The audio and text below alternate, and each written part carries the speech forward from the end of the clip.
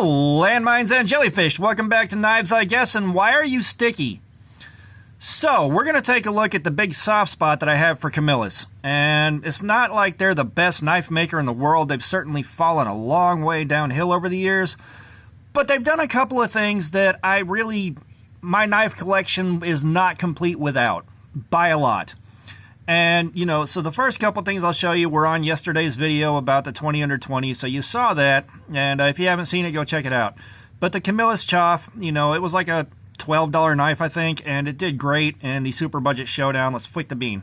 It took a lot more abuse than a knife this cheap should have. That cardboard slayer gave it some minor edge damage, but that was a lot of hard cuts.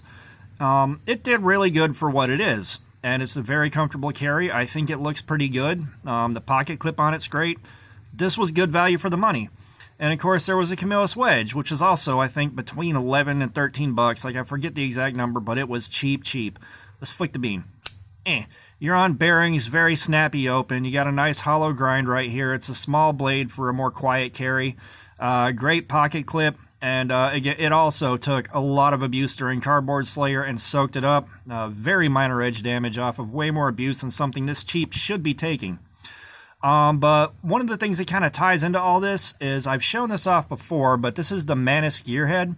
And you can see, like, this thing to me, even closed, is beautiful. Like, you see that planetary gear right there? Well, guess what? Let's flick the bean. So it's a lever action knife. And when you actuate the lever, the gears move. They all move, and this thing is pretty damn silky.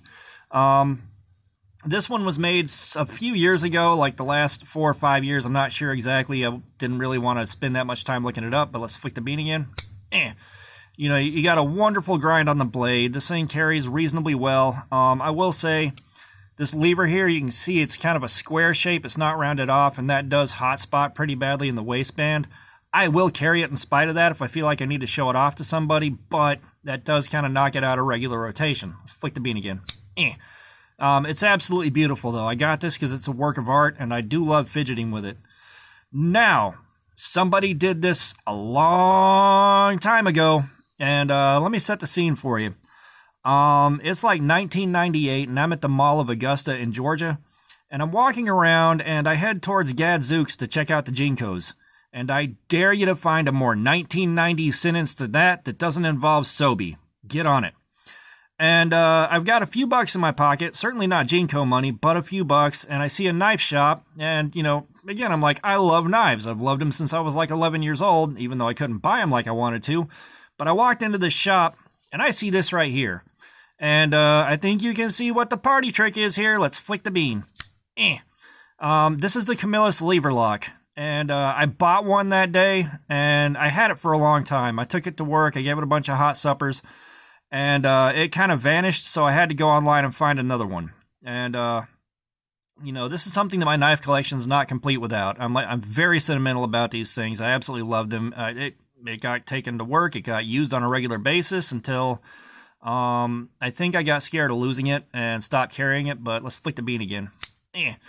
This is a great little knife. It's especially great just for showing off and a little bit of an art piece. And, this thing has definitely seen some work. It's seen some use. I forget where I carried it last, but it's been sitting for a while. There's no pocket clip. I don't like it loose in my pocket full of keys and everything else. So this definitely sits in the collection, but doesn't see any carry time.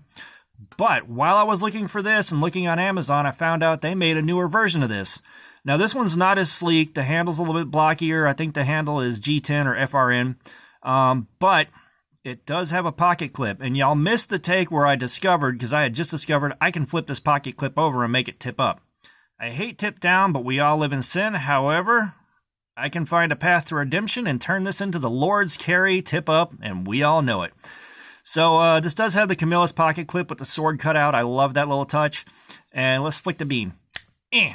So you've got a much nicer grind than this one. It's a bit of a hollow grind. It's a little bit thinner blade stock. This one, no, the blade stock's about the same, but the grind isn't as nice. It's a little harder to cut with this than this. This is a bit more modern.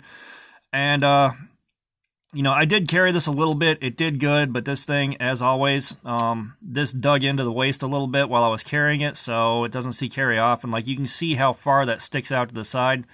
Even in your pocket, this would be a bit of a headache. This is one you carry to show off and something to just monkey around with. And let's flick the bean. This one does flick open a lot smoother than this one. Better blade steel, AUS 8. And it is a lockback, so two-handed closing, but it is so much fun to fidget with. Like, I absolutely love these things. You know, I've shown off the funky openers. It's one of the things I love about CRKT. But this is the one that really kicked me off on those weird openers. You know, I saw this. There was no preamble, no warning. I just ran into it. And I saw what was possible. You know, people could do really weird stuff like this and make it work. And that kind of set my eyes on, you know, focusing on finding the weird knives out there and finding the cool stuff like CRKT did, finding stuff like the Manus Gearhead. You know, I always have my eye out for that, and I always have my eye out for stuff that I can afford in those weird knives. You know, you could go for Midgard's Messer or something like that and find other oddball stuff, but you're spending $500 a knife. I struggle to spend more than about $50 a knife without saving up first, so those are off the table.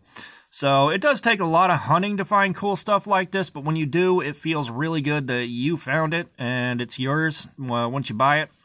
But, you know, these 4 knives right here are the entirety of my Camillus collection outside of the Camillus Carnivore Machete that's in the door of my truck, left over from landscaping days. If I hit a point where a situation escalates enough that I need that, I'm probably in over my head and I know it.